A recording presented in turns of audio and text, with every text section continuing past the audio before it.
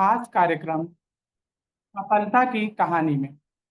मैं हूं आपका होस्ट मोहम्मद सारिम, और आज हमारे साथ है एक ऐसे शख्स जिनका जीवन हम सब के लिए एक बहुत बड़ी प्रेरणा है।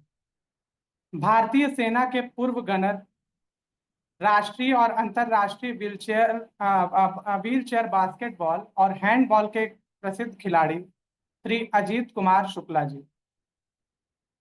इस इंटरव्यू की शुरुआत करने से पहले मैं आप सबके सम्मुख एक कविता से शुरुआत करूंगा। रण कौशल में निपुण हैं सैनिक सेनाधीश, रण कौशल में निपुण हैं सैनिक सेनाधीश, झुकने देंगे वो नहीं भारत माँ का शीश। रक्षा अपने देश की करते वीर जवान, वीर सैनिकों पर हमें होता है अभिमान। सीमाओं पर दे रहे जो अपना बलिदान, सीमाओं पर दे रहे जो अपना बलिदान, रक्षा में संलग्न है हरदम वीर जवान।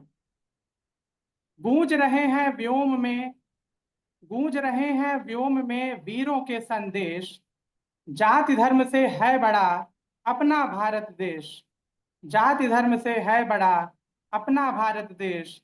और अभिनंदन वंदन करें आओ मन से आज, अभिनंदन वंदन करें आओ मन से आज, आज किसान जवान से जीवित सकल समाज। जिनके बल पर सो रहे हम सब चादर तान, जिनके बल पर सो रहे हम सब चादर तान, देवदूत वो धन्य हैं भारत माँ की शान। तो आइए बिना किसी विलंब के स्वागत करते हैं माँ भारती के ऐसे ही जाबाज सपूत, बिहार के गौरव श्रीमान अजीत कुमार शुक्ला जी का। सर, आपका जीवन शैली के इस प्लेटफॉर्म पर हम सब तहे दिल से स्वागत करते हैं। अगर आपकी अनुमति हो तो इसको शुरू किया जाए। बिल्कुल, थैंक यू सर। जय हिंद सभी को। जितने भी आपके साथ जुड़े हुए गेस्ट हैं सबको मेरी तरफ से जय हिंद और हार्दिक जय हिंद। शुभकामनाएं सर। जय हिंद सर। सर, तो सवालों का हम सिलसिला शुरू करने से पहले आपका एक संक्षिप्त परिचय देखते हुए आगे बढ़ते हैं हम लोग। स्लाइड जी। तो आपका नाम अजीत कुमार शुक्ला और आपका जन्म जो है 1 जनवरी 1980 को बिहार के आरा जिले के सुकुलपुरा गांव में हुआ। आप भारतीय सेना में गनर के रूप में कार्यरत रहे और वर्तमान में अंतर्राष्ट्रीय व्हीलचेयर बास्केटबॉल और हैंडबॉल के अच्छे खिलाड़ी हैं। तो सर, पहला सवाल आपसे यही है कि बिहार के एक छोटे गांव से निकलकर और भारतीय सेना तक का सफर, आपने ये कमाल कैसे किया? आपने ये जर्नी को कैसे तय किया?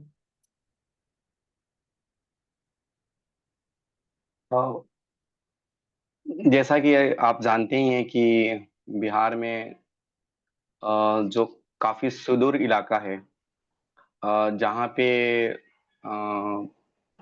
मतलब सुख सुविधा का अभाव है, या आप मान के चलिए जहाँ पे आपको इस तरह से अपॉर्चुनिटी नहीं है कि आप कुछ अच्छा या फिर कुछ हाई लेवल पे तैयारी कर सकें।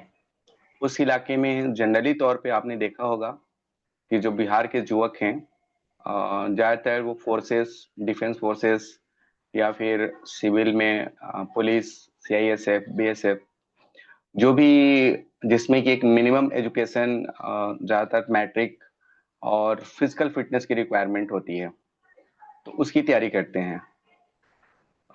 मैंने मतलब मेरा वैसा तो कोई टारगेट नहीं था इस तरह से, क्योंकि मैं शुरू से ही मतलब मेरा मोटिव डिफेंस में जाने का नहीं था शुरू से। मैं पढ़ लिख के +2 करके मैं कोई सिविल जॉब करना चाहता था, जैसे बैंक हो गया, रेलवे हो गया, इस तरह से मैं इसी तरह से कोई जॉब में जाना चाहता था। तो और जाने के पीछे कुछ ज्यादा रीजन नहीं था। मतलब मुझे ऐसा लगता था, मेरे जो भाई हैं ऑलरेडी वो आर्मी में ही आर्टिलरी में है, क्लर्क थे, तो मैं उनके साथ एक बार गया था। तो मैंने देखा वहाँ पे, जैसे आप भी जानते हैं कि अगर आर्मी में आप ज्वाइन करते हैं तो काफी रूल रेगुलेशन, डिसिप्लिन, खासकर जो ड्रेसेस होते हैं, ड्रेस, हेयर कट, ये सब बहुत इम्पोर्टेंट है। और मैं सिविल में रहता था, तो मेरा जो भी रहन सहन पहनावा या जो भी लुकिंग का था बचपन में, वो सब सिविल स्टाइल था। तो मुझे लगता था कि वहां पे जाने के बाद ही सारा चेंज हो जाएगा। तो मैं उस समय इसको प्रेफर नहीं कर रहा था। मुझे बस इतना लगता था कि मुझे कोई सिविल जॉब पकड़ना है, उसमें फ्रीडम है। जैसे कि 10 से 5 या 10 से 6 आपने जॉब किया, उसके बाद आप घर आ गए, जिस भी ड्रेस में रहिए, जैसा भी हेयर कट रखना चाहे रखिए। आजकल जमाना थोड़ा सा ज्यादा मतलब अलग टाइप से हो गया। आज की डेट में हम बात करें तो आज 2025 चल रहा है, लेकिन मैं उस जमाने की बात कर रहा हूँ, ये 90 के दशक की बात है। तो 90, आप फिर आप 80, 80 के बाद में आप देखेंगे 90, 92, उस टाइम इतना ज्यादा एडवांसमेंट कुछ भी नहीं था। मोबाइल नहीं था, बिहार में लाइट नहीं थी, सड़कों का अभाव था, बहुत काफी परेशानियां थी। तो उस टाइम एजुकेशन अगर किसी ने प्लस टू कर लिया या ग्रेजुएशन कर लिया तो काफी था। बहुत कम लोग इंजीनियरिंग की तैयारी या फिर एमबीए जैसे वर्ड, बहुत लोगों को पता ही नहीं था ये सब चीजें कि इस तरह से भी कुछ होता है। हम आज बात कर रहे हैं 2025 में, लेकिन वो पुराना दौर था। तो उस समय की जो जनरेशन थी वो इतना ही सोच पाती थी। और अंततः क्या हुआ कि जब मेरी पढ़ाई जब मैंने कंप्लीट कर लिया, और उसके बाद में जैसा मैंने आपको बताया कि फाइनेंशियल कंडीशन इतनी अच्छी नहीं थी घर की। पिताजी एक्सपायर हो चुके थे, भाई गृहस्थी करते थे। तो मुझे लगा कि मुझे घर से बाहर निकलना चाहिए, बहुत हो गया पढ़ाई। मतलब मैं बाहर जाके ही कुछ ऐसा पार्ट टाइम जॉब करके, और फिर मैं वहीं से पढ़ाई कंटिन्यू करूंगा, जो मुझे अपना चॉइस था कि मुझे सिविल में जाना है, क्योंकि उसके लिए तो कुछ पैसे चाहिए कोचिंग के लिए। और फिर मैंने फर्स्ट टाइम 95 के बाद या 96 में मैंने घर छोड़ा था। और फर्स्ट में मैं पानीपत पहुंचा। आज की डेट में अगर आप लोगों को नॉलेज हो, जहाँ लड़ाई हुई थी पानीपत की, बैटल ऑफ काफी पानी। फेमस लड़ाइयाँ हैं। हाँ, 3 लड़ाइयाँ हुई हैं वहाँ पे। तो वहाँ पे आज की डेट में इंडियन ऑयल कॉर्पोरेशन लिमिटेड का रिफाइनरी है, रिफाइनरी स्टैब्लिश किया गया है। तो वहीं पे मैं शुरू में गया था पहली बार। वहाँ पे मैंने 1 साल के तकरीबन प्राइवेट जॉब किया। लेकिन वो फील्ड था, मतलब ओपन था, वहाँ पे इस तरह से कोई भी अपॉर्चुनिटी नहीं थी। तो मैंने 1 साल बाद जॉब ड्रॉप कर दिया। उसके बाद मैं फिर दिल्ली चला गया। दिल्ली में जाके मैंने जॉब किया, और वहाँ पे 2 साल या 3 साल के आसपास किया। शुरू में तो काफी जोश था कि हाँ मुझे 8 घंटे की ड्यूटी करनी है और उसके बाद पढ़ाई करना है। लेकिन होता है कि जब धीरे धीरे आप आगे बढ़ते हो, कंपनी के अपने रूल्स होते हैं। कंपनी में जैसे कंपनी का काम थोड़ा सा इंक्रीज हुआ, बढ़ने लगा, तो उन लोगों ने 12 घंटे की शिफ्ट कर दी। यानी सुबह 9 बजे से 9 बजे तक की शिफ्ट थी। ऊपर से साइकिल चला के जाना है, साइकिल चला के आना है, काफी 1 घंटे का रनिंग था। क्योंकि जहाँ पे इंडस्ट्रीज होती है वहां पे कमरे काफी महंगे मिलते हैं, तो आप ले नहीं सकते हैं। तो दूर कमरा दूर लिया गया था मैंने, दिल्ली में बदरपुर जो एरिया है, बदरपुर बॉर्डर, उस साइड में, उस जगह पे मैं था। तो 2-3 साल जॉब करने के बाद जब मैंने देखा कि यहाँ भी कुछ हो नहीं रहा है, मतलब बात बन नहीं रही है। उस टाइम तो सैलरी भी बहुत कम थी वहां पे, मतलब पर डे 40 रुपीज के हिसाब से था। और उसमें संडे के पैसे काट लिए जाते थे, यानी 1,000 के आसपास ही मिलता था, जिसमें रूम रेंट ही 500 तो रूम रेंट चला जाता था। लेकिन समथिंग मान के चलिए कि उस जमाने में इतनी महंगाई नहीं थी। यानी अगर 500 रुपया भी आपके जेब में है, तो आप आराम से खाना पीना जो आप खाते हैं वो खा सकते हैं, कोई इशू नहीं था। और एक तो जवानी होता है ना, तो जवानी में इंसान को फ्रीडम चाहिए। फ्रीडम ये है कि मैं घर से दूर हूँ, मैं जो चाहूँ सोच सकता हूँ, कर सकता हूँ। तो उस जमाने में मोबाइल नहीं था, टीवी था, इसलिए लोग बिगड़ते कम थे, बिगड़ने का कोई सोर्सेस नहीं था। तो झुकाव मतलब अलग अलग तरह से नहीं था। और मेरा झुकाव जो फिजिकल फिटनेस पे है, मेरा शुरू से ही था।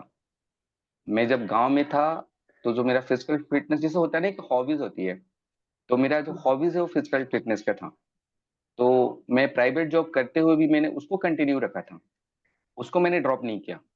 मैं प्राइवेट जॉब करके भी, मान लीजिए कि मैं 4 बजे सुबह मॉर्निंग में जगता था वहां भी, और जग के जाना अपना फिजिकल फिटनेस के लिए जो भी करना है करके आना, फिर अपना 8 बजे से हम लोग निकल जाते थे, 9 बजे से ड्यूटी होता था। और फिर रात को हम 10 बजे आते थे, 9 बजे ड्यूटी खत्म, 10 बजे आना। रात में 4 या 5 घंटे सोता था। लेकिन वो फिजिकल, ये मैं इसलिए बता रहा हूँ कि अगर कुछ आप करते हो लाइफ में कंटिन्यू, तो उसका कभी ना कभी रिजल्ट आता है। तो जो मैंने फिजिकल फिटनेस कंटिन्यू किया था, और पढ़ाई तो हम लोग प्लस टू करके ही गए थे, तो वो तो सब ताजा ही था दिमाग में।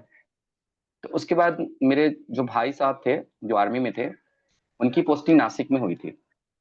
तो जब मैं गांव छुट्टी आया, तो जो मेरे दोस्त लोग थे, अब दोस्त लोग तो ऑब्वियसली होते ही हैं गांव के, ज्यादातर मेरे जो दोस्त थे वही आर्मी, कोई सीआईएसएफ, कोई बस इसमें। तो उन लोगों ने मुझे बुलाया कि अरे यार, क्यों अपनी लाइफ बर्बाद कर रहा है जैसे प्राइवेट जॉब करके, मतलब तुम एक बार आके भर्ती तो देख कम से कम नासिक में। तो उस समय मेरे दिमाग में आया, क्योंकि जब मैंने प्राइवेट जॉब 3 साल किया तो मैंने देखा यहाँ पे कोई खास अपॉर्चुनिटी है नहीं। मतलब मैं कुछ भी कर सकता हूँ तो कितना पैसे कमा सकता हूँ। वो तो बस एक मान के चलिए कि इंसान का वो जज्बात होता है कि नहीं नहीं, मुझे घर से बाहर निकलना है। तो फिर मैंने सोचा दोस्त लोग सही बोल रहे हैं, तो एक बार ट्राई करना चाहिए, जाके देखना चाहिए कि चलो आगे जो होगा, मिले ना मिले। तो वहां से फिर मेरा मतलब आर्मी की तरफ झुकाव हुआ। और उस तक होता क्या ना कि जब आपके बोलते हैं ना, जब आप ग्राउंड डाउन टू अर्थ, जब आप ग्राउंड रियलिटी पता चलता है ना, तो आपके सारे सपने फिर वैसे ही रह जाते हैं जो काल्पनिक होती है। शुरू शुरू में बच्चों, जैसे हम लोग भी कॉलेज में पढ़े, चाहे घर में गांव में रहे, आपको पता है बिहार में लड़के फिल्म बहुत ज्यादा देखते हैं, है ना। और शुरू से ही होता है, ट्रेंड होता है, तो हेयर स्टाइल रखना है, ऐसे रहना वैसे रखना, मतलब वो सब रहता है। तो लेकिन जब जाके प्राइवेट जॉब किया तो मैंने देखा यहाँ तो पैसे इतने कम मिल रहे हैं कि मैं जिंदगी भर कमाऊं तो भी कुछ नहीं होने वाला है। मान लीजिए अगर आपको साल में कितना, आप कहाँ से बचा पाओगे, 1,000 रुपये तनख्वाह में क्या बचेगा बताइए। 500 रेंट का चला गया, है ना। 500 में आपको खाना पीना खाना है, उसमें से कितना बचेगा, और साल का कितना बचेगा, ताकि आप अपने फ्यूचर में ये सोच सको कि मुझे कहीं एक रूम बनाना है। तो बहुत मतलब अलग सा सिचुएशन था। तो वो सारी सिचुएशंस जो मैंने चेक किया, उसके बाद मैंने सोचा कि एटलीस्ट चलो आर्मी में ये तो फ्रीडम नहीं है जो सिविल टाइप का है। मतलब हेयर कट हो जाएगा, सिविल ड्रेस नहीं पहन सकते, डिसिप्लिन है, सब कुछ है, वो सब मुझे पता था। मुझे लगा एटलीस्ट पेमेंट तो ठीक मिलेगा। पेमेंट अगर ठीक मिलेगा, और गांव वगैरह में इज्जत काफी होती है कि ठीक है लड़का सरकारी जॉब में है। तो ऐसे करके मैं फिर गांव वापस आया, नौकरी छोड़ दिया। फिर वहां से मैं भाई के पास गया, और मेरे गांव के काफी लड़के, गांव ही क्या मैं बोलूँ, जो अपना उधर का पूरा एरिया था, जो मैं आरा डिस्ट्रिक्ट में हूँ, वहाँ के काफी एरिया के जो लड़के थे सब, क्योंकि नासिक सेंटर है, वहाँ पे भर्ती होती है, आर्टिलरी का सेंटर है। और एडी, मैं तो एडी में ज्वाइनिंग किया था, तो एडी का भी सेंटर तब तक वहीं पे था। पहले जो एडी था वो आर्टिलरी के अंदर ही था, बाद में वो 95 के बाद अलग हो गया था, एडी बन गया था। तो उसके बाद मैं फिर वहां पे गया, और मेरी जो फर्स्ट भर्ती है मैंने आर्टिलरी में ही चेक किया था। रैली भर्ती होती है, आपको नॉलेज होगा अगर आप बिहार से हैं तो। रैली भर्ती होती है, तो मैंने उस टाइम एसकेटी क्लर्क के लिए दिया था। एसकेटी क्लर्क में उस टाइम एसकेटी क्लर्क का जो होता था स्टेट वाइज नहीं होता था, ऑल इंडिया बेसिस पे होता था, यानी जितने भी स्टेट्स हैं उसमें टोटल सीट थी 3। और हम लड़के 5 पास हुए थे उसमें से। टोटल में से हम 5 पास हुए, मतलब जितने भी लोगों ने दिया, ऑल इंडिया बेसिस पे था। 3 लड़कों का सिलेक्शन हुआ, मेरा सिलेक्शन नहीं हुआ उसमें, हम टोटल 5 ही पास थे। और सिलेक्शन ना होने की वजह बस ये था कि मेरा कोई रिलेशन नहीं था। ऐसा नहीं कि मतलब मेरे मार्क्स कम थे, मार्क्स उन 5 लड़कों में मेरा सबसे टॉप था। लेकिन जैसे आजकल सिविल में आपने देखा होगा ना, रिजर्वेशन है, SC ST OBC, इस तरह से रिजर्वेशन है, जनरल के लिए बहुत मुश्किल है। उसी तरह से आर्मी में भी रिजर्वेशन है। उसमें होता है वार विडो, फर्स्ट प्रायोरिटी बोलते हैं उसको, प्रायोरिटी 1, प्रायोरिटी 2, प्रायोरिटी 3, ऐसे बोलते हैं। प्रायोरिटी 1 में होता है वार विडोज, यानी कि जो वार में सोल्जर मारे गए हैं, अगर उनके बच्चे हैं तो उनके लिए बहुत ही लोअर मार्क्स, सिर्फ पासिंग मार्क्स चाहिए, उनका ज्वाइनिंग हो जाएगा। उनके लिए एकदम बिल्कुल ज्वाइनिंग है, बस खाली फिजिकल फिट और मेडिकल में कोई दिक्कत नहीं होना चाहिए। सेकंड जो प्रायोरिटीज होती है वो उनके लिए होती है जिनके फादर जेसीओज, या फिर जो भी जॉब होल्डर है, मतलब जो फिलहाल जॉब कर रहे हैं उनके बच्चे हैं, आर्मी में वो जॉब कर रहे हैं उनके बच्चे हैं। थर्ड होती है कि अगर कोई आपका ब्रदर है, इस तरीका से, तो थर्ड होता है। एक फोर्थ होता है अदर आर्म, जैसे आपका एयरफोर्स में है, कोई नेवी में है, उस केस में होता है। तो ये था मेरा, हुआ नहीं वहां पे। तो मुझे ऐसा लगा कि नौकरी मिलना बहुत टफ है। जबकि मैंने फर्स्ट ही भर्ती देखा था, मुझे लगा यार कि अब ये तो सेंटर है, और सेंटर में तो इसी तरह से लोग आएंगे ना ज्यादातर, जो अप्रोच वाले होते हैं। मैंने बोला है तो यहाँ बहुत मुश्किल है। तो फिर भी जैसे होता है ना कि चलो यार ट्राई करो, क्या दिक्कत है ना। और काफी दोस्त लोग जो थे ना, जिस मैंने बताया ना कि जो हमारा गांव था वहां से लड़के आते थे, आसपास के जितने भी अलग अलग एरिया थे वहां से लड़के आते थे, वो बेचारे बड़े मुश्किल से रहते थे वहां पे। मैं उनसे मिलता था, एटलीस्ट मेरे भाई का क्वार्टर था, मैंने बोला देखो यार ये इतना स्ट्रगल कर रहे हैं ना, मेरे भाई का तो क्वार्टर है, मुझे कम से कम खाने पीने की कोई दिक्कत नहीं है, मैं आराम से कहीं भी जाकर रनिंग कर सकता हूँ, तो वो चीज था। फिर मेरी सेकंड जो अटेम्प्ट थी वो एडी, जो मैंने बताया एडी आपको, मुझे क्लर्क में जाना था एक्चुअली, जवान की भर्ती देखनी नहीं थी। जो स्केटी था वो भी क्लर्क था, और सेकंड भर्ती वो भी क्लर्क के लिए दिया। लेकिन जैसे जब मेरा कॉल लेटर आ गया, तो क्लर्क का सीट नहीं था बिहार के लिए, इसमें स्टेट वाइज था, तो बिहार का क्लर्क का कोई सीट नहीं था। अ, अब आप जानते हो कितनी परेशानी होती है, आप डेली दौड़ रहे हो, तैयारी कर रहे हो, कॉलिंग लेटर आना भी बड़ी मुश्किल होता था, कॉल लेटर आना, सारी डॉक्यूमेंटेशन करके भेजो फिर कॉल लेटर आता था। मैंने उनको जाके बोला कि ऐसा कीजिए कि अगर क्लर्क की नहीं है तो जवान की भर्ती है, तो आप जवान में इसको ट्रांसफर कर दीजिए। जवान की भर्ती तो उसमें 2 सीट था बिहार स्टेट के लिए। मैंने बोला कोई बात नहीं आप कर दीजिए, क्योंकि क्राइटेरिया तो सेम ही है, कोई दिक्कत तो है नहीं। तो उन्होंने बस ऐसे करके लिख दिया। फिर हमने वो भर्ती अटेंड कर लिया, 1 महीने की भर्ती होती थी। रनिंग, जितना पहले फिजिकल होता था, उसके बाद डॉक्यूमेंटेशन होता था, फिर आपका फिजिकल मेजरमेंट, लास्ट मेडिकल, और मेडिकल के बाद लास्ट में रिटर्न होता था। इस तरह से स्टेप करते करते वो 1 महीना के तकरीबन तो लग ही जाता था। 1 महीना हो गया, फिर मैंने दोबारा, देखिए अनसियोरिटी रहती है ना, किसी को पता नहीं कि सिलेक्शन होगा कि नहीं होगा, 2 सीट है। फिर मैंने नेक्स्ट अटेम्प्ट टेक्निकल के लिए किया था, एडी में ही टेक्निकल का था, उसकी भर्ती के लिए मैंने तैयारी शुरू कर दी थी। उसमें 1 सीट था बिहार का। अब देखिए कितना टॉप कंपटीशन था, मतलब 1 सीट या 2 सीट ऐसे ही आते थे, उसी पे फाइट करना था। और हम लोग को ऐसा लगता था कि जो प्रायोरिटी वाले हैं, जैसे कि वार जुड़ो, अगर इस तरह से कोई ना आए तो जनरल में फाइट कर सकते हैं। जनरल में फाइट करने का मतलब कि आप मान के चले कि 97 या 98, मैं बता रहा हूँ, मैंने 2000 में ज्वाइनिंग किया था। उस समय +2 करके बहुत कम लोग जाते थे आर्मी ज्वाइन करने के लिए, ज्यादातर मैट्रिक, है ना, या फिर नन मैट्रिक, इस तरह से लोग जाते थे। और मैंने तो +2 किया था, मेरे पास एडवांस वो था। तो मैंने बोला कि अगर कोई इस तरह से नहीं आएगा तो मैं ज्वाइन कर जाऊंगा, और हुआ वही। जो मैंने टेक्निकल के लिए जहाँ पे 1 सीट था, सॉरी, जब भर्ती देखने के लिए मैंने सारे अपना डॉक्यूमेंटेशन रेडी कर लिया, सब कुछ चेस्ट नंबर वगैरह लेके आया गया। नेक्स्ट डे मेरा रनिंग था, लेकिन जैसे मैं घर में आया तो मेरा ज्वाइनिंग लेटर आ गया था। ये जो फर्स्ट वाला मैंने बताया, उसका ज्वाइनिंग लेटर आ गया था। 1 मिनट समय दो, थोड़ा मैं पानी पी लेता हूँ। Okay sir.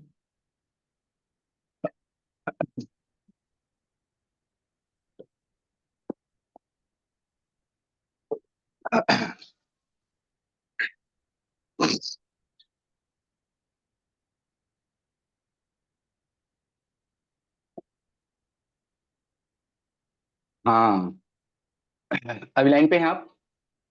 यस सर आप बोल सकते हैं। हाँ, तो उसके बाद मेरी ज्वाइनिंग आ गई और फिर मैंने ज्वाइन कर लिया। तो जो इसमें दिखाया हुआ है कि 24 अक्टूबर 2000 को मैंने आर्मी ज्वाइन कर लिया था, और 1 साल की ट्रेनिंग हुआ था नासिक में ही।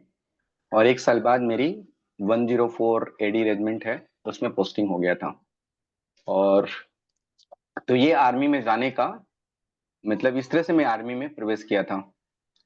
और हम्म, मेरा ये जो गनर का अवार्ड है, ये चूंकि मेरा ट्रेड गनर था, तो जब ट्रेनिंग होता है 1 साल का कंप्लीट ट्रेनिंग, 1 साल जब सेंटर में ट्रेनिंग कंप्लीट हुआ, उसके बाद मुझे बेस्ट गनर का अवार्ड मिला था। जैसे मैंने बताया आपको कि हमने +2 किया था, तो मेरा झुकाव काफी पढ़ाई लिखाई पे था। मेरे पास आर्मी के फोटोग्राफ्स नहीं है, आपको यकीन नहीं होगा, मैंने आर्मी में जाके बस खाली पढ़ाई, ये सब चीजें, जैसे होता है ना कि यार आगे चल के खींच लेंगे, पहले इस पे ध्यान देते थे जो अपना ट्रेड वर्क है। तो इस वजह से मुझे बेस्ट अवार्ड मिला था। उसके बाद मेरी पोस्टिंग हो गई, मैंने 3 या 4 साल यूनिट में जॉब किया। 2004 में मेरी पोस्टिंग 58 RR, जो इसमें दिखा रहे हैं आप, 58 RR में हुआ था, JNK राजौरी में। और वहां पर मुझे 25 फरवरी 2005 को एक काउंटर टेररिस्ट अटैक में गोली लग गई थी। और गोली लगने के बाद चूंकि ये स्पाइनल कॉर्ड था, ये तो बाद में पता चलता है, शुरू में नहीं पता चलता है कि ये स्पाइन था। बस इतना पता है कि भाई गोली लगी, 2 मिलिटेंट थे, एक तो मैंने ही मार दिया था और एक को बाकी जो हमारी टीम ने मार दिया था। फिर उसके बाद मैं उधमपुर रहा 1 महीना, उसके बाद वेस्टर्न कमांड में आ गया। वेस्टर्न कमांड में मैं तकरीबन 1 साल के आसपास रहा। 25 मार्च 2006 को मेरा वहां से मेडिकल बोर्ड आउट हो गया, यानी मेडिकल ग्राउंड पे, चूंकि स्पाइनल कॉर्ड था, ये ठीक नहीं हो सकता था, मेडिकल ग्राउंड पे बोर्ड हो गया। और अभी मैं एक सर्विसमैन हूँ। और मैं फिलहाल पैराफ्लीजिक रिहेबिलिटेशन सेंटर मोहाली, जो पंजाब में है, यहाँ पे रह रहा हूँ। यहीं पे मैंने एडमिशन लिया है और तब से मैं यहीं पे हूँ। सर तो इसके बाद हम जैसा कि स्लाइड पे देख पा रहे हैं कि आपने भारतीय सेना में जो है 24 अक्टूबर 2000 को ज्वाइन किया, और आपकी तैनाती जम्मू कश्मीर जैसे संवेदनशील जगह पर भी रही। और सबसे बड़ी बात यह है कि आपने इतने संघर्षों के बाद जो है ये इस चीज़ों को इन चीज़ों को अचीव किया। तो अगला सवाल हमारा आपके आपकी जो उपलब्धि थी सेना में, यानी बेस्ट गनर अवार्ड, 3 बार बेस्ट गनर अवार्ड अर्जित करना, ये भी अपने आप में एक आपके तत्परता को दिखाता है।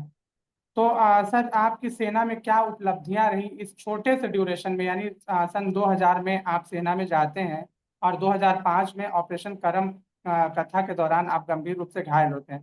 तो इतनी अल्प अवधि में, इन 5 सालों में आपने क्या क्या उपलब्धियां हासिल की, और ये वो अनुभव आपको कैसा अनुभव रहा सेना में 5 साल का अनुभव?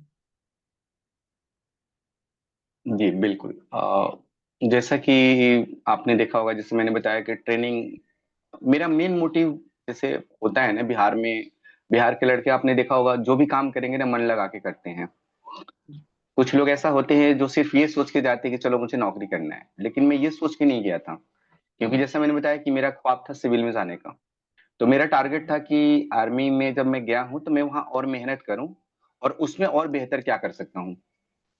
तो ये मेरा एम था। इसकी वजह से मैंने जो भी मुझे ट्रेड मिला, जिससे मुझे, मेरा गनर का ट्रेड था, तो मेरा काम था कि जो भी गन से रिलेटेड जो भी मतलब जानकारियां हैं, चाहे जो भी हमारी ट्रेनिंग है, बढ़िया से किया जाए। कंपटीशन काफी ज्यादा था जब मेरा, आप यकीन नहीं करेंगे जैसे सोच कैसे होती है इंसान की। हमारे साथ 3 स्क्वाड थे, मान के चलिए कि ऐसा जनरली तौर पे होता नहीं है, लेकिन उस टाइम 3 स्क्वाड बराबर में रन किए। जैसे जो लड़के आते हैं अदर अदर स्टेट से ज्वाइनिंग होने के बाद में ट्रेनिंग के लिए, तो उस समय क्या, काफी लोग ज्वाइन करके आए थे और अलग अलग स्क्वाड, 3 स्क्वाड बने थे। एक एक स्क्वाड में 40-40 लड़के रहते थे, और हम तीनों स्क्वाड का एक साथ ट्रेनिंग शुरू हुआ था। तो आपको मुझे याद है कि एक बिहार का लड़का था। तो बिहार के लड़के तो आप जानते ही हैं, वो कंपटीशन में वो माहिर रहते हैं। तो जो बिहार का लड़का था वो मेरे पीछे रहता था, मतलब मेरे पीछे मुझे पकड़ने की कोशिश करता था वो। तो जब भी रिटेन वगैरह होगा, तो अगर मेरा नंबर सबसे ज्यादा, मतलब फर्स्ट में मेरा ही नंबर रहेगा, उसको बार बार यही, आप समझ रहे हैं ना बिहार में इसको कैसे आ सकता है, मुझे क्यों नहीं आएगा। एक दिन वो आया मेरे पास, बोला सर ऐसे कैसे, है ना, कि आपका नंबर ज्यादा आ रहा है, मैंने भी कोशिश किया। मैं बोला कैसे? बोला मैं हमेशा कोशिश करता हूँ कि मैं आपको पीछे छोड़ दूं। मैंने बोला बस वहीं पे दिक्कत है, तुम ये सोचते हो कि मुझे पीछे छोड़ो, मैं ये सोच के चलता हूँ कि जो 3 स्क्वाड में जितने भी लोग हैं, मतलब मैं 512 में हूँ, जैसे मेरा स्क्वाड अलग है, मैं 513 वाले स्क्वाड को नहीं जानता 40 लड़कों को, और एक 514 का स्क्वाड है जिसमें और 40 लड़के, उनको भी मैं नहीं जानता हूँ। लेकिन मुझे पता है कि तीनों स्क्वाड एक टाइम पे शुरू हुआ है, ठीक है। तो मैंने बोला कि मैं किसी को नहीं जानता, लेकिन मेरा ये टारगेट कि इस तीनों स्क्वाड में मुझसे ऊपर कोई नहीं जाना चाहिए। मैं बोला तुम मुझे देख रहे हो, तो तुम्हारा टारगेट बहुत लिमिट है, लेकिन मेरा टारगेट अलग है। मैं अपने स्क्वाड में नहीं देख रहा हूँ, मेरे स्क्वाड में जिसके साथ मैं ट्रेनिंग कर रहा हूँ, जिन लोगों को मैं जानता हूँ, उसमें सिर्फ 40 हैं, तो मुझे सिर्फ 40 में टॉप करना है। मैंने ऐसा नहीं सोचा, मैंने सोचा कि जो 3 स्क्वाड बराबर में रन कर रहे हैं, मुझे इन तीनों में टॉप करना है। तो उसके लिए क्या एक्स्ट्रा मेहनत, और एक्स्ट्रा मेहनत जैसे मैंने बताया कि मेरे पास एक भी आर्मी की फोटोग्राफ नहीं है, मेरे पास एक कोडैक का कैमरा था। उससे मैंने जो हमारे गन के पार्ट्स हैं, चाहे नॉमेनक्लेचर है, मतलब एक उतना ओरिजिनल थिंग्स आपको मिलती हो, वो मैंने सारी फोटोग्राफ्स क्लिक करके, क्योंकि हम लोग भी बहुत ब्रिलियंट तो थे नहीं, पढ़ेंगे तभी याद होगा, तो वैसे करके। और रात में देखिए, आर्मी की ट्रेनिंग बहुत हार्ड है, सुबह से रात, मतलब दिन भर पूरी ट्रेनिंग ही रहता है। सो 9-10 बजे जब लोग सो जाते थे ना, उसके बाद भी मैं 1-2 घंटा स्टडी करता था। बहुत बार कोई आता था जो सीनियर होते, वो देख के बोलते थे अरे यार सो जा सो जा, कोई बात नहीं सो जा, ठीक है, लेकिन एक चीजें होती थी कि भाई ड्यूरेशन लिमिट है, अगर इस ड्यूरेशन में कंप्लीट नहीं किया तो फिर बाद में नहीं होगा। तो कहने को मतलब आप समझ गए ना कि मेरा चॉइस वहां नौकरी खत्म कि मुझे नौकरी मिल गई, मेरा जॉब खत्म हो गया, ऐसा नहीं था। मुझे नौकरी मिलने के बाद मुझे उस जॉब में कुछ करना था, तो वो इसलिए मैं इसकी तैयारी कर रहा था। इस वजह से मुझे बेस्ट गनर का अवार्ड मिला था। रेजिमेंट में आने के बाद सेम प्रोसीजर था। रेजिमेंट में आने के बाद क्या होता है कि रेजिमेंट एक रेजिमेंट होती है, बड़ी सी रेजिमेंट होती है। जैसे वहां पे 120 से रेजिमेंट में कम से कम 700-800 लोग होते हैं, है ना। तो वहां पे गनर्स भी बहुत ज्यादा होते हैं, वहां भी अलग अलग बैटरीज होती हैं। जैसे मान लीजिए मैं पापा बैटरी में था, एक क्यूबिक बैटरी है, रोमियो बैटरी है, एक यूनिट होती है, बहुत बड़ी होती है यूनिट, मतलब बैटरी अलग अलग होती है। और जब उनको मिला के फिर यूनिट बनता है। आपने कभी सुना होगा, जैसे मैं बोला कि मैं 104 यूनिट में हूँ, तो इस तरह से यूनिट होती, काफी बड़ी होती है रेजिमेंट लेवल पे। तो वहां आने के बाद भी सेम, कुछ दिन बाद वहां, जैसे कि हमारा ट्रेड गनर है तो उसका कंपटीशन होता रहता है। क्योंकि अगर आप कंपटीशन नहीं होगा तो आप गन चलाना भूल जाएंगे। आप समझ रहे हैं, आर्मी में यस। ट्रेनिंग का मेन मकसद क्या है? ट्रेनिंग का मेन मकसद है कि आप अपनी चीजों से रूबरू रहे, उसके बारे में नॉलेज रहे, वो एक ट्रेनिंग है। अगर ट्रेनिंग बंद कर दिया जाए तो आप भूल जाएंगे कि आपको कैसे कोई भी गन ऑपरेट करना है। तो इस वजह से ट्रेनिंग चलता रहता है। तो वहां भी मुझे अपॉर्चुनिटी मिला कि ठीक है अब यहाँ है तो यहाँ भी हिस्सा लिया जाए ट्रेनिंग में। और जब कंपटीशन हुआ तो फिर सेम थिंग वही था। वहां भी मेरा यही टारगेट था। मेरा अपने बैटरी से कोई मतलब नहीं रहता था, मुझे ये टारगेट रहता कि मैं रेजिमेंट में मुझे टॉप करना है, सीधा। जो भी रेजिमेंट में जितने गनर है उनको मुझे टॉप करना है।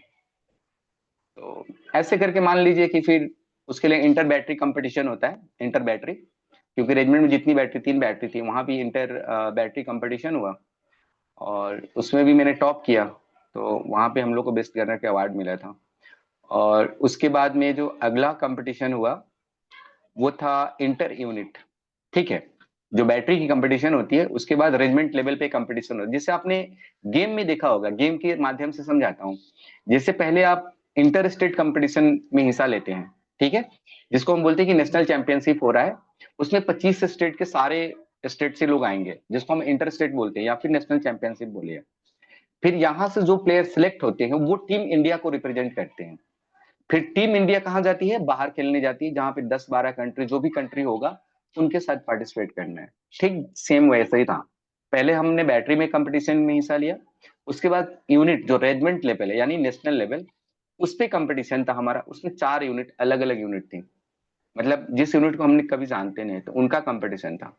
फिर उन कंपटीशन में हिस्सा लिएगा। और देखिए कोई भी जो भी हिस्सा लेता है, मान लो आप हो या हम हो, कोई भी, वो ये नहीं बता सकता कि फर्स्ट वही आएगा, ठीक है। मेरा ये मानना होता है कि जो जो लोग 10 साल से तैयारी कर रहे हैं, जो 12 साल से मतलब नौकरी में हैं, उनको मुझसे ज्यादा नॉलेज होना चाहिए। अब इसके लिए ना, मैं तो अभी 1 साल की ट्रेनिंग करके ही आया हूँ। और उसके बाद वो कंपटीशन जब इंटर यूनिट का हुआ था उसमें भी सेम था मेरा। मैंने पूरे रेजिमेंट, मतलब जो ब्रिगेड बोलते हैं उसको, ब्रिगेड में 4 यूनिटें होती हैं, मैंने पूरे ब्रिगेड में टॉप किया था। और उस टाइम मेरे साथ 6 ऑफिसर्स थे, जो आर्मी ऑफिसर होते हैं उनका भी था कोर्स। तो रिटेन मेरा अच्छा था। रिटेन अच्छा कहने का मतलब कि मुझे गन के बारे में नॉलेज अच्छी थी। मैंने गन को बहुत अच्छे से स्टडी किया था। तो गन के बारे में कहीं भी कुछ भी कहो, उसमें नहीं, गन का थ्योरेटिकल पार्ट, फायरिंग, कंपटीशन, सब में मैं ठीक था। तो इस सोच और आर्मी की नौकरी अच्छी है, बहुत बढ़िया है। देखिए परेशानी कहाँ नहीं है, परेशानी हर जगह है ना, कहीं भी परेशानी है। लेकिन अगर हर लोग ये सोचे कि परेशानी है, फिर तो कोई सेना ही ज्वाइन नहीं करेगा। सही बात है ना। तो हमें उन सब चीजों को हटा के ये देखना है कि टॉप लाइफ क्या है। टॉप लाइफ ना, टॉप लाइफ में जाना चाहिए। टॉप लाइफ में जब एक बार आप सरवाइव कर लेते हैं ना, तो आपको जिंदगी जीना बहुत इजी हो जाता है। जैसे मैंने बताया कि मैंने रेजिमेंट में मेरा ज्यादा दिन नहीं है, मेरी नौकरी ही ज्यादा दिन नहीं है। 1 साल तो ट्रेनिंग में निकल गया, 2 साल बड़ी मुश्किल से मैं रेजिमेंट में रहा। कुछ आपको याद है 2001 में पार्लियामेंट पे अटैक हुआ था? याद है ना? तो यस। 2001 में जब पार्लियामेंट, हाँ, अटैक हुआ था, उसके बाद पूरी सेना डिप्लॉयड हो गई थी, लड़ाई के लिए मैदान तैयार हो गया था। जैसे आज है, जो आज पहलगाम में अटैक हुआ है, तो आपने सुना होगा कि सेना को पूरा एकदम हाई अलर्ट पे रखा हुआ है। और हर जगह सेना, मतलब सारे बॉर्डर के क्रॉस तैनात हो गई। उस टाइम हम 2001 में हमने सारी तैयारियां करी थी। 9 महीने 10 महीने सेना बाहर रही थी। ये जानते हैं, ये अपॉर्चुनिटी जल्दी किसी को मिलता नहीं। पूरे लोग नौकरी कर लेते हैं और 25 साल करके घर आ जाते हैं, उनको पता नहीं होता कुछ भी। और मैं इतना लकी था कि उतने ही कम में 2001 में ही 2000 मैं तो गया ही था रेजिमेंट में, 2 4 6 महीने हुए थे। बिल्कुल। मौका मिला बहुत सीखने को, कैसे मतलब बाहर जंगलों में जाना, राजस्थान जाना, पहाड़ियों में जाना, गन कैसे लगाना है, कैसे मतलब लड़ाई होगी, वो सारी तैयारियां, बहुत अच्छी अपॉर्चुनिटी थी। और उस समय मैंने काफी स्टडी भी किया। आप समझते हैं ना, वहां पे कोई आपको डिस्टर्ब करने वाला नहीं है, आप ड्यूटी दो, ठीक है, ड्यूटी करो, काम करो, और कोई पूछने वाला नहीं है आपको। उतना ही होता, क्योंकि पीस एरिया नहीं है ना, शांत एरिया नहीं है वो बिल्कुल। वो जहाँ पे मतलब बॉर्डर्स एरिया होते हैं ना, वहां पे बस इतना ही टारगेट होता है, आप अपना काम करो, बस लड़ाई के लिए तैयार रहो, उससे ज्यादा 24 आवर्स अलर्ट। तो सेना अच्छी देश चीज की है। सेना। जी। देश की सेवा करना और एक सैनिक के रूप में सेवा करना, ये सब एक हर भारतीय के लिए एक सौभाग्य जैसा है। सर, आपकी 2005 में तो जो हादसा हुआ उस पर अगला प्रश्न है कि 25 फरवरी 2005 का दिन, और हम उस घटना के बारे में जानना चाहते हैं जिसने आपकी जीवन की दशा और दिशा दोनों को बदल के रख दिया। और देश के लिए, देश की खातिर, देश की रक्षा के खातिर छाती पर गोली खाने का पल एक सैनिक के जीवन में कितना भावुक और प्रेरक पल होता है।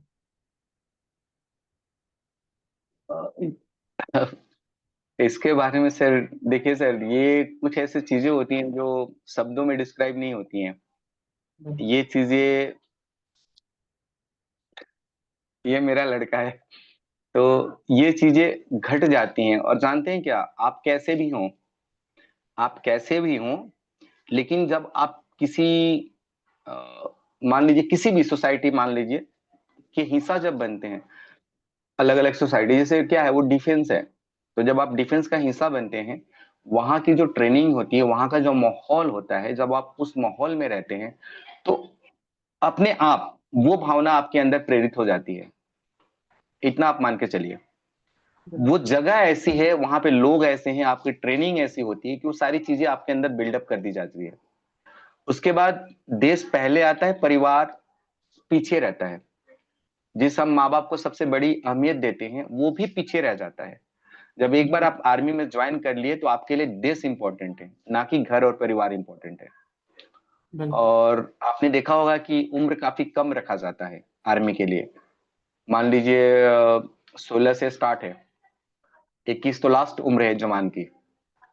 तो ये उम्र ऐसा होता है कि इसमें इंसान के जज्बात काफी ज्यादा होते हैं, इस वजह से इस तरह से लोगों को भर्ती किया जाता है जिनमें जोश हो, जज्बा हो, है ना, देश के प्रति जी।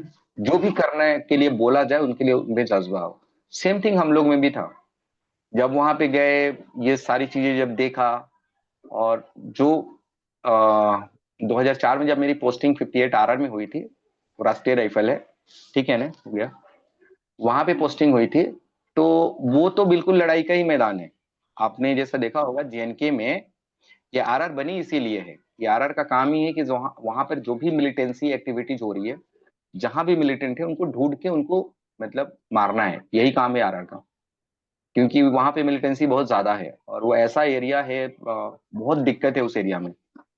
प्लेन इलाके से जो लोग जाते हैं उनके लिए बहुत मुश्किल है। जैसे हम लोग बिहार से हैं, प्लेन इलाके के हैं, वो पूरा पहाड़ी है, हर जगह पहाड़ी, बर्फ, और वेदर बहुत ही खराब वेदर है, इतना ज्यादा ठंडा। फिर वहां पे कोई भी सुविधा नहीं है, ये नहीं कि आपको गर्म पानी मिलेगा, मतलब पानी मान के चलिए कि आपको बर्फ को पिघला के पीना है। अब आप समझिए कि डेली रूटीन आप कैसे करेंगे, आपको ब्रश भी करना है, मतलब बहुत दिक्कत है वहां पे। लेकिन वो सारा मतलब इशू को टैकल करते हुए जितने भी जवान होते हैं वहां पे रहते हैं और सरवाइव करते हैं। और आप ये सोचिए क्यों करते हैं वो, क्योंकि कश्मीर भी हमारा देश का हिस्सा है। कोई भी नहीं चाहता है कि हमारे देश का कोई भी हिस्सा शांत रहे और किसी भी इंसान को कोई भी परेशानी हो। इसलिए आपने कहा होगा कि सेना, ये नहीं कि जो जम्मू कश्मीर है तो वहां के जम्मू कश्मीर के लोग की मदद करेंगे। सेना में ऑल इंडिया जितने भी स्टेट्स हैं, सबके सारे स्टेट से लोगों का रिप्रेजेंट है, हर स्टेट के सिपाही होते बिल्कुल। हैं। तो सब लोग जाते हैं वहां पे देश की रक्षा के लिए, कि नहीं, अगर हमारा कोई एक जगह अशांत है, तो कितना जल्दी हो सके उसको बेहतर करना, यानी कि उस जगह को बढ़िया बनाना, ताकि वहां के लोग भी अच्छे से रह सके।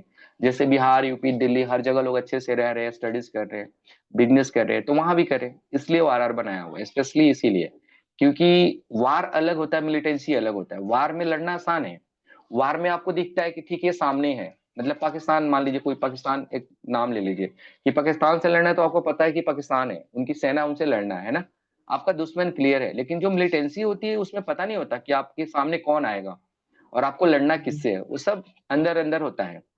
आपको कभी नहीं पता चलेगा कि कौन मिलिटेंट है कौन नहीं है। तो बहुत ही ये अलग चीज है, और पूरा दुनिया इससे परेशान है। वही हुआ हमारे साथ भी। हम लोग भी तकरीबन 1 साल हो गया था। मेरा 2004 में ही पोस्टिंग हो गया था। एक बार हम लोग को इनपुट मिला, हमारे कंपनी को इनपुट मिला कि वहां पर जाके हमें सर्च करना है। मतलब जैसे अभी आपको कैसे पता चलेगा, मिलिटेंट के बारे में पता अपने आप नहीं चलता है ना, आपको कहीं ना कहीं से इनपुट, कहीं ना कहीं से कोई इंटेलिजेंस सोर्स चाहिए। तो हुआ कि ठीक है चलो, रात में ऑपरेशन लॉन्च किया गया, रात में तकरीबन 12 बजे, क्योंकि वहां पे गाड़ी वगैरह की सुविधा नहीं है कि आप गाड़ी से सूंघ करके चले जाएंगे। वहां जो भी काम करना है पैदल ही जाना है, हर जगह पैदल जाना है, कोई लाइट नहीं कोई कुछ नहीं। तो रात में 12 बजे ही ऑपरेशन लॉन्च हुआ, क्योंकि पहले आपको पहाड़ से नीचे उतरना है, फिर जो पहाड़ के पानी होते बर्फ का, जैसे नाला बोल लो या जो भी मान, छोटी छोटी नदियां, उनको क्रॉस करके पार करना है, फिर दूसरे पहाड़ पे चढ़ना है। इस तरह से वहां पे होता है। कहीं भी आपको जाके अगर लोगों को सर्च करना है, तो ये नहीं कि आपके यहाँ पे मिल जाएंगे, आपको हर जगह पैदल ही जाना है। बहुत समय लगता है उसमें, 4 4 6 6 घंटा मतलब लगता है खाली चढ़ने में उतरने में। तो हम लोग का भी ऑपरेशन रात में लॉन्च हुआ था, हमने नेक्स्ट डे जाके सुबह वहां पे मॉर्निंग में कि मॉर्निंग तक पहुंच जाएंगे और जाके सर्च करेंगे, और जो भी होगा जो इनपुट के आधार पे, और फिर दिन में सर्च करना था, शाम तक वापस आना था। लेकिन सुबह तकरीबन 4:30 5 बजे की बात है, और सारा बर्फ गिरा हुआ एरिया था। अचानक मिलिटेंट ने फायरिंग शुरू कर दिया, और मुझे लगा कि उन लोग, जैसे हम लोग को एक्चुअल नहीं पता था, लेकिन उनको लगा होगा, उनको जब उन्होंने देखा होगा उनको लगा होगा कि इनको, मतलब हम लोग को पता है कि हम लोग यहाँ पे छिपे हैं, इसलिए ये लोग आ रहे हैं। क्योंकि जो मिलिटेंट्स होते हैं ज्यादातर वो मॉर्निंग में ही मूवमेंट करते हैं, 3 बजे 4 बजे, क्योंकि अगर उनको एक जगह से दूसरी जगह जाना है तो कब जाएंगे, उसी समय पे जाएंगे जब सब लोग सोए रहते हैं। क्योंकि 3 4 बजे का जो टाइम होता है, 5 बजे नींद बहुत आती है, कोई भी जगता नहीं है उस टाइम पे। दिन में अगर वो मूवमेंट करेंगे तो दिख जाएगा, कहीं ना कहीं सेना उनको पकड़ लेगी। तो हम लोग रात में निकले थे, हम लोग का तो काम था सर्च करना, लेकिन तब तक काउंटर अटैक शुरू हो गया, फायरिंग शुरू हो गई। फायरिंग में मैं काफी आगे था, मेरे से मिलिटेंट तकरीबन ज्यादा नहीं, 20 या 25 मीटर के डिस्टेंस पे था। इसी काउंटर अटैक में आमने सामने से फायरिंग हुई, वो भी मरा, मुझे भी गोली लगी। और एक था, जब वो एक मरा तो जो दूसरा था वो पीछे भाग गया, और फिर वो भाग गया तो कुछ देर बाद 3 4 घंटे लग गए उसको मारने के लिए, बाकी सेना ने उसको मार दिया। और मुझे तो उस टाइम बस इतना ही लगा कि मैं तो चला गया, ठीक है। वो जो फिल्मों में होता है ना, तो हम लोग की उम्र कम थी, मेरी उम्र भी एक 22 कितनी थी, तो 23 24 साल जो भी मान के चलो, है ना, ज्यादा तो उम्र थी नहीं। तो मुझे लगा कि बस मैं भी चला गया ऊपर, क्योंकि सिनेमा में हमने जो देखा था कि भाई गोली लगी तो आदमी तो ऊपर ही जाता है, नीचे नहीं रहता है। तो मुझे लगा कि बस हो गया। तो बस मुझे एक चीज बड़ा उसमें वो हो रहा था कि चलो कोई बात नहीं, गोली लगी थी, मैं बस इंतजार में था कि बेटा अगर दोबारा उठा तो इसको मारना ही है, मतलब जब मरना ही है तो फिर करके। लेकिन वो पहले ही मर गया था दोबारा, फिर वो उठा नहीं। उसके बाद मतलब काफी मुश्किल है यार, बहुत टफ कंडीशन है, मतलब मान के चलो कि मुझे इवैक्यूएट करने के लिए इतना मुश्किल था।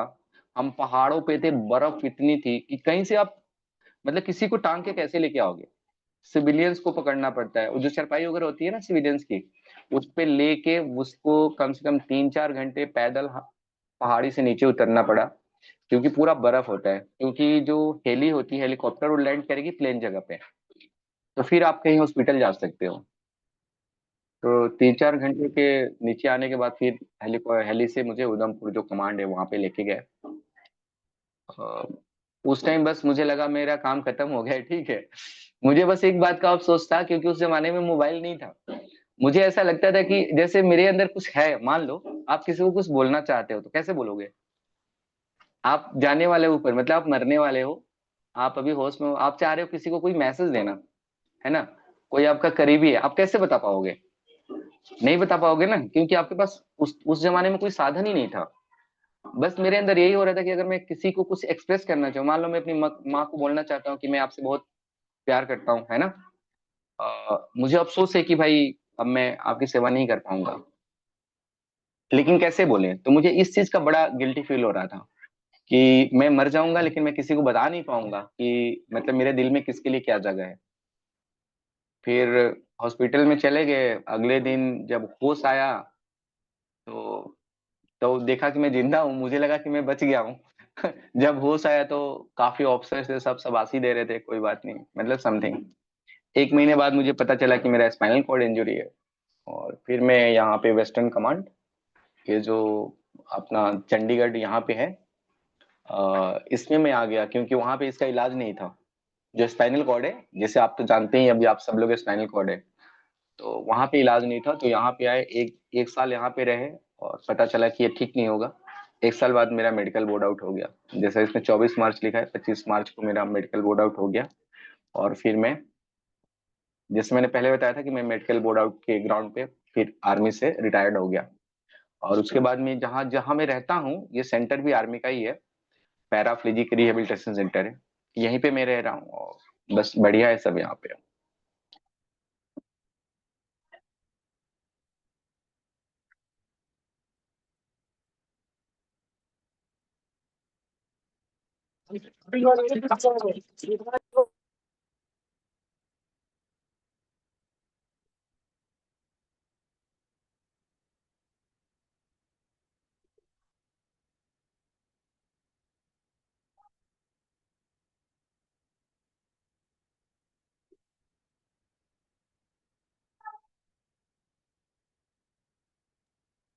हेलो।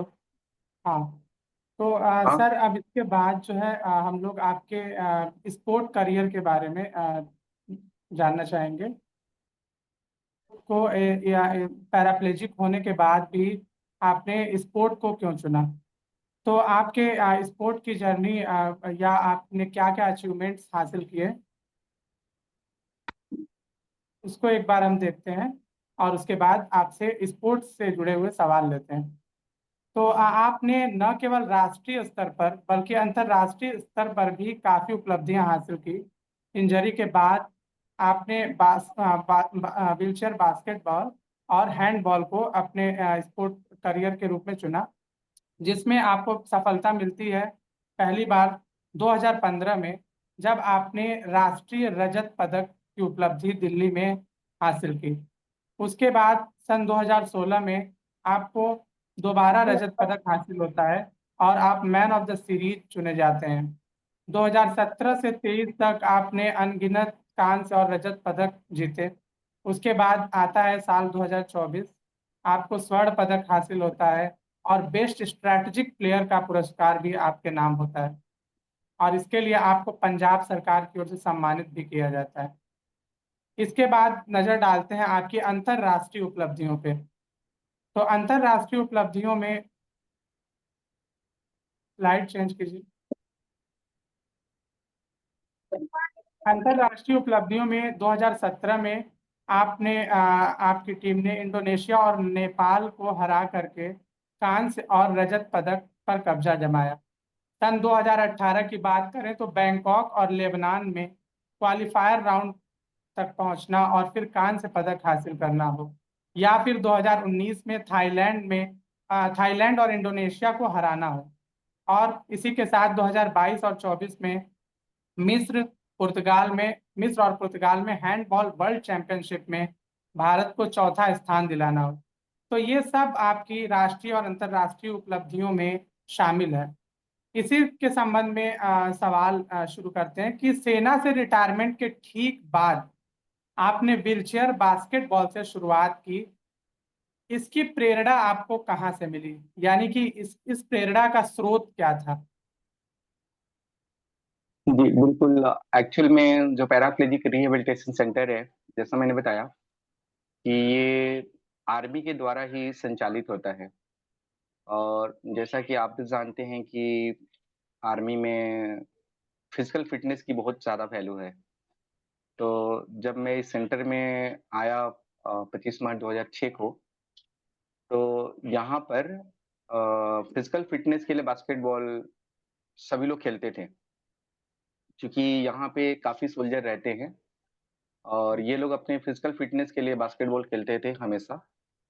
तो मैं भी जब आया तो तकरीबन 6 महीना 6 महीना के आसपास मुझे यहाँ थोड़ा सा समय लगा, और उसके बाद में फिर मैंने भी अपने फिजिकल फिटनेस के लिए यहाँ पर बास्केटबॉल खेलना आरंभ किया।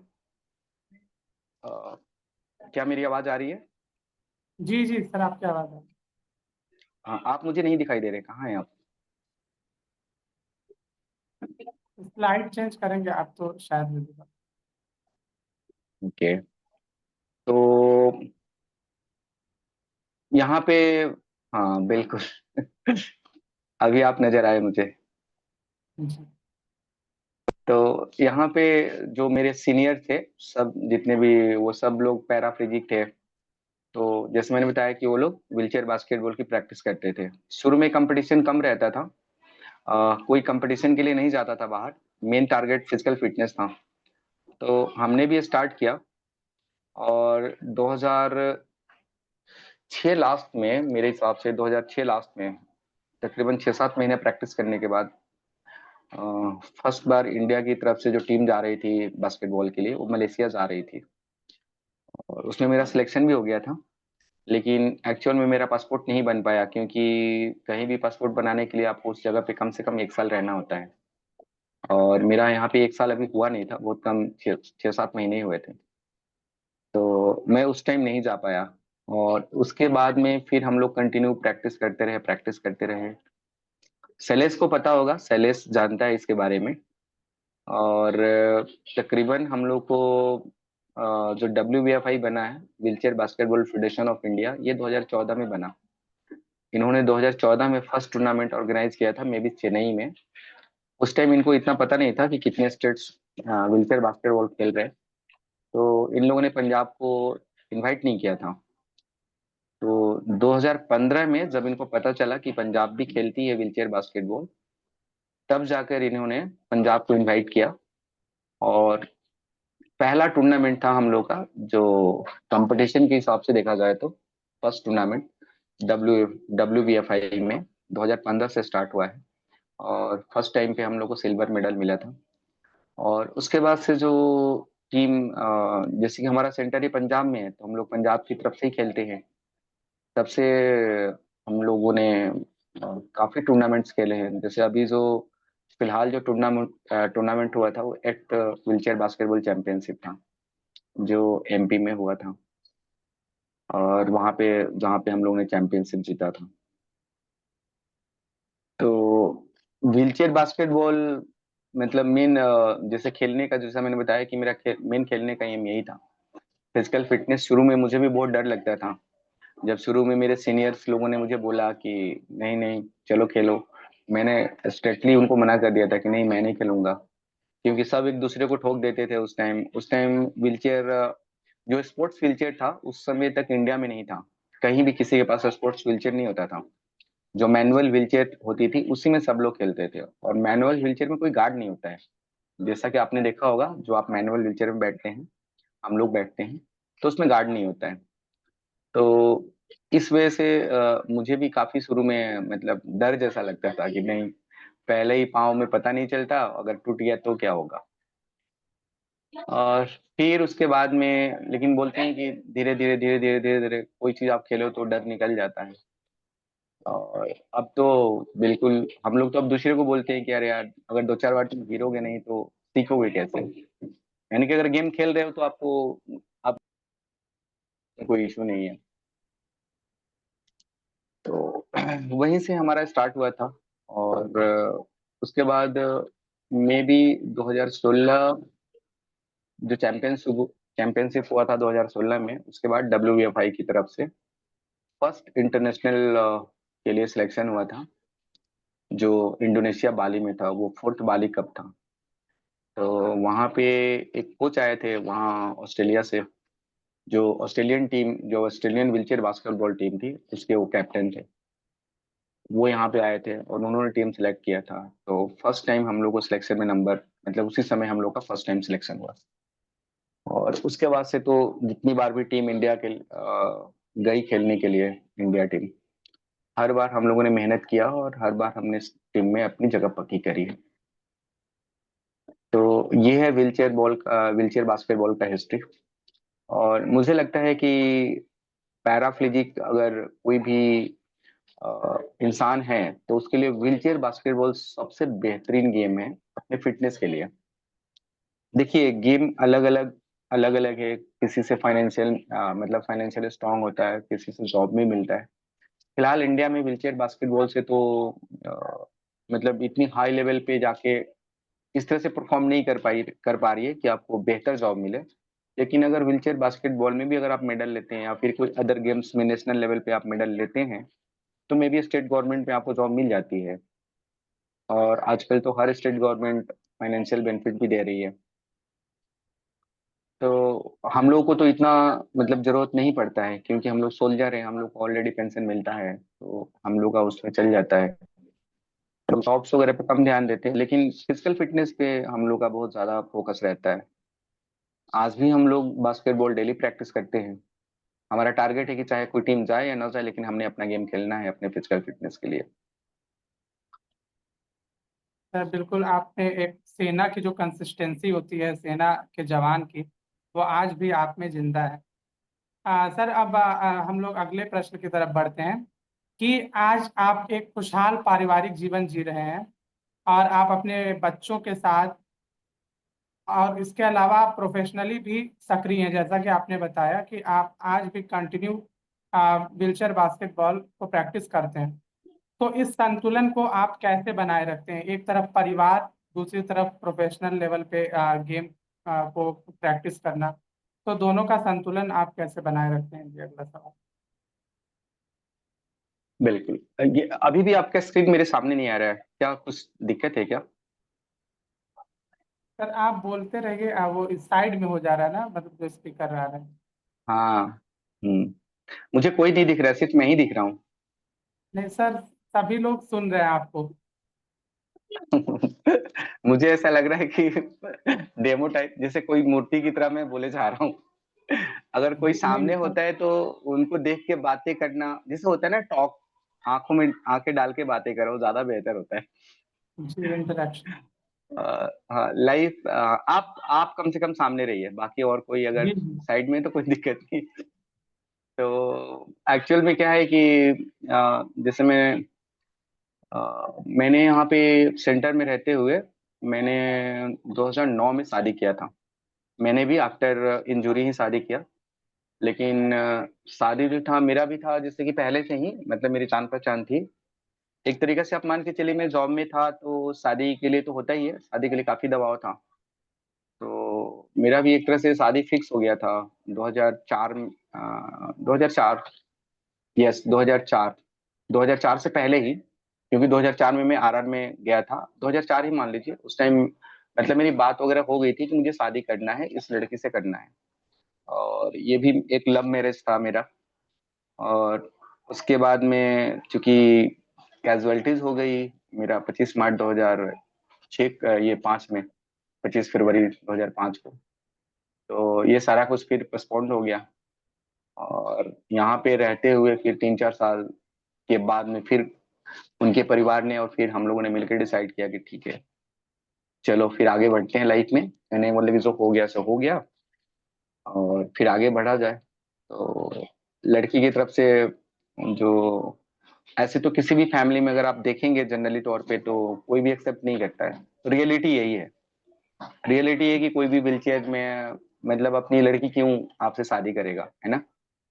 तो लेकिन ये है कि लड़की काफी स्ट्रांग थी, उन्होंने डिसाइड किया कि नहीं मुझे शादी वहीं पे करनी है। ऐसा भी हो सकता था कि शादी के बाद अगर ऐसा हादसा हो जाता तो क्या होता। तो लास्ट में फिर 2009 में हम लोगों ने शादी किया, सितंबर के महीने में शादी हुआ। और शादी के बाद में फिर हम लोग यहीं पे रहते हैं, हम लोग को यहाँ पे आर्मी के अंदर यहाँ पे क्वार्टर मिला हुआ है। 2015 में मेरे 2 बच्चे हुए आईवीएफ से। और अभी मेरे बच्चे 10 साल के तकरीबन है, वो 5th क्लास में पढ़ते हैं यहीं पे। और परिवार के साथ रहना अच्छी बात है, बहुत बढ़िया है। क्योंकि सिंगल लाइफ का अनुभव और परिवार का अनुभव दोनों अलग अलग लेवल पे होता है। तो जब तक आप कोई चीज का अनुभव नहीं करते तब तक आप उसके बारे में कुछ भी जान नहीं सकते और बोल नहीं सकते हैं। जैसे बोलते हैं कि इनकम्प्लीट है। तो अभी शादी का भी अनुभव हो गया है, बच्चे परिवार को कैसे संभालना ये भी अनुभव हो गया है, और इसके साथ में खेलते रहना ये भी अनुभव है, साथ में चल रहा है सब कुछ। यानी कि मैनेजमेंट में कोई इशू नहीं रहता है, कोई दिक्कत नहीं है, अगर आप एक्टिव है तो हर चीज मैनेज हो जाता है। बिल्कुल। सर तो अब हमारा समय करीब है पूरा होने को, तो इस पंक्ति के बिल्कुल। साथ कि मंजिल उन्हीं को मिलती है जिनके सपनों में जान होती है। मंजिल उन्हीं को मिलती है जिनके सपनों में जान होती है, और पंख से कुछ नहीं होता, हौसलों से उड़ान होती है। आज अजीत जी की कहानी लाखों लोगों के लिए प्रेरणा है। कैसे बिहार के एक छोटे से गांव से उठकर संघर्ष करते हुए सेना में जाना, और उस संघर्ष के बाद सन 2005 में सन 2005 में एक ऐसा हादसा होना जिसने जीवन को पूरी तरह से बदल के रख दिया। लेकिन आपने हिम्मत नहीं हारी, आपने हौसला नहीं हारा, और उसी हौसले के बिना पर आज आप इतना अच्छा स्पोर्ट में भी कर रहे हैं। आपका पारिवारिक जीवन भी संपन्नता की ओर है। आपने हमें ये दिखाया कि शरीर की सीमाएं आत्मा की उड़ान को नहीं रोक सकती। आपने न केवल देश का नाम रोशन किया, बल्कि स्पाइनल कॉर्ड इंजरी सर्वाइवर्स के लिए भी एक प्रेरणा के अद्भुत और सशक्त मिसाल बने हैं। तो सर, जाते जाते आप जीवन शैली की टीम के लिए, हमारी पूरी टीम को अपनी तरफ से क्या संदेश देना चाहेंगे? देखिए, मुझे अगर देखा जाए तो मुझे जो प्रेरणा मिलती है, मैं अपने शब्दों में बोलूँ तो मुझे उन लोगों से प्रेरणा मिलती है जो मुझसे निचले लेवल पे है। मैंने कभी आज तक ऊपर वाले को कभी नहीं देखा। मैं लास्ट में आपको बता रहा हूँ कि जब मैं यहाँ पे सेंटर में आया था, तो मैंने यहाँ पे क्वाडिक फिजिक जो सोल्जर है उनको देखा था, जिनका अपर लिम्स भी काम नहीं करता। जैसे आप जानते हैं उनका हाथ भी नहीं काम करता है। मैंने उन लोगों को देखा कि इस कंडीशन में होते हुए भी काफ़ी वो लोग हँसमुख थे और मतलब काफ़ी हिम्मत रखते थे। उसी दिन मैंने डिसाइड किया था कि अगर जिनके पास हाथ नहीं है, अगर वो इतना सब कुछ करने की जज़्बात रखते हैं अपने मन में, तो हम लोग को तो ईश्वर ने मतलब मान के चलिए कि किसी वजह से हाथ तो कम से कम दे ही दिया है। तो वो एक जज़्बा होता है। देखिए सर, कोई भी चीज़ में अगर आपको आगे बढ़ना है ना, तो कोई ना कोई चीज़ एक आपको इस तरह से सोचना होता है। आप हमेशा अच्छा नहीं सोच सकते कि नहीं उनके पास ये है, उनके पास ये है। इस तरह से सोच के आप आगे नहीं बढ़ सकते, चाहे उन्होंने ऐसा किया है। आप हमेशा अपने से नीचे वालों को देखिए, अगर कुछ बिल्कुल। बेहतर बनना है तो। और जानते हैं क्या, ज़िंदगी में पैसा, दौलत एक जगह तक सीमित है।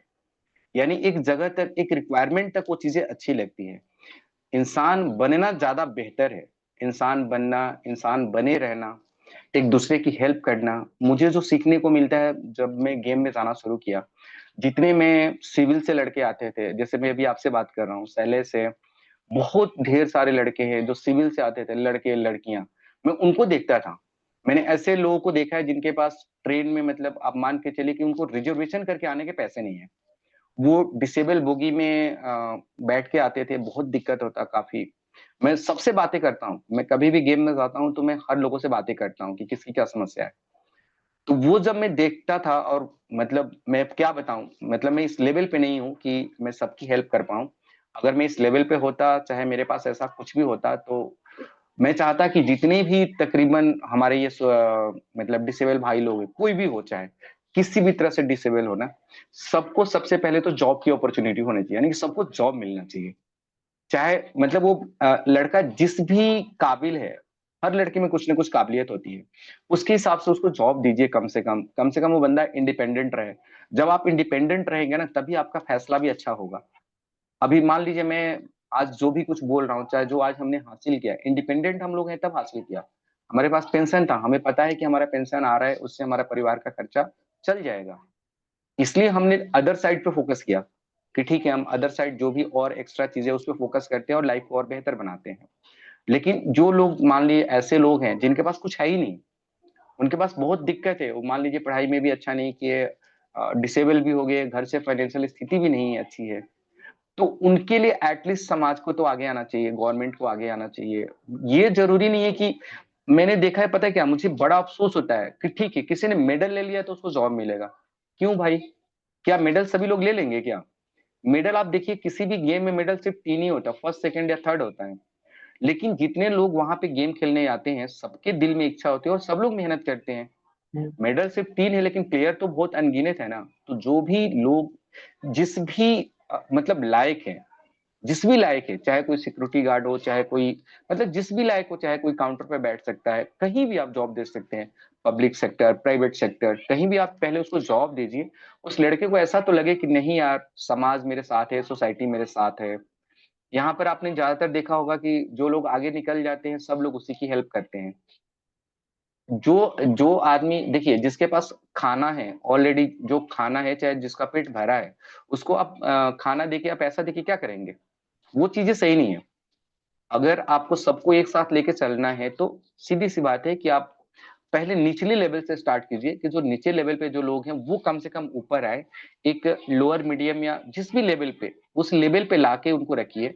उसके बाद आप बात कर सकते हैं। मान लीजिए अगर लेवल ही नहीं है, फेयर कंपटीशन नहीं है, तो इंसान आगे कैसे बढ़ेगा? फिर तो जो इंसान नीचे है वो नीचे ही रहेगा, जो ऊपर है वो हमेशा ऊपर ही रहेगा।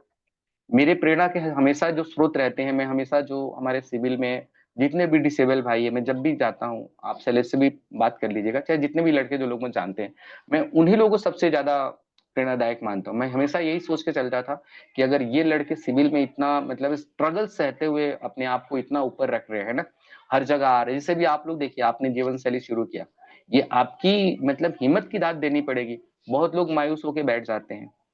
तो मतलब मेरे तरफ से तो मेरे जो प्रेरणा स्रोत है आप लोग हैं। जितने भी और लोग की कहानियां मैं पढ़ता हूँ या फिर मैं देखता हूँ कि मतलब किसने क्या किया।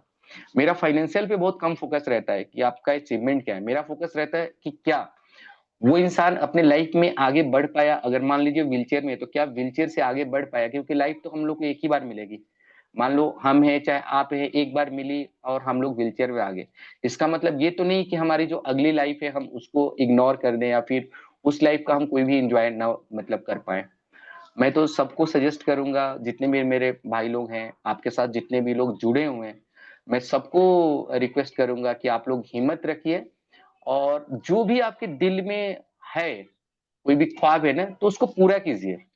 उसके लिए कोशिश कीजिए और उसको पूरा कीजिए, पीछे नहीं हटना है। ये नहीं सोचना है यार कि अगली लाइफ मिलेगी। अगली लाइफ किसी ने नहीं देखा है कि अगली लाइफ मिलती भी है कि नहीं मिलती है। जिंदगी एक बार मिली है। आपको अपने पूरे मन से, लगन से सबके साथ मिलके अच्छे से रहना है। और जो भी दिल में आपको लगता है कि ये चीज मेरी खुशी के लिए सही है, उसको कीजिए। उसमें कोई डाउट नहीं है, उसको करना है। और मैं आप सभी का तहे दिल से धन्यवाद और आभारी हूँ कि जो आपने मुझे इस काबिल समझा और आपने अपने प्लेटफॉर्म पे आमंत्रित किया। तो सर सबका आपका तहे तहे दिल दिल से से जी, जय हिंद सर सर। आपका भी तहे दिल से धन्यवाद कि आप हमारे साथ जुड़े और अपना कीमती समय हमें दिया। और एक सैनिक के रूप में हमेशा जो है पूरा देश जो है आपके लिए कृतज्ञ रहेगा कि आपने अपने देश की रक्षा के लिए आतंकियों से लड़ते हुए सीने पे गोली खाई और आज इस स्थिति में पहुंचे। तो दोस्तों ये थे अजीत कुमार शुक्ला जी, संघर्ष, साहस और संकल्प के प्रतीक। अगर आपको ये बातचीत प्रेरणादायक लगी हो, अच्छी लगी हो, तो आप लाइक, शेयर और कमेंट में हमारी टीम की हौसला अफजाई कर सकते हैं। अगर कोई भी जानकारी जीवन शैली से रिलेटेड आपको कोई भी जानकारी प्राप्त करनी हो, तो स्क्रीन पर दिए गए नंबरों पर आप कांटेक्ट कर सकते हैं। हर संभव आपकी मदद की जाएगी। तो मिलते हैं अब अगली प्रेरक कहानी के साथ। तब तक के लिए नमस्कार। जय हिंद। Recording stop.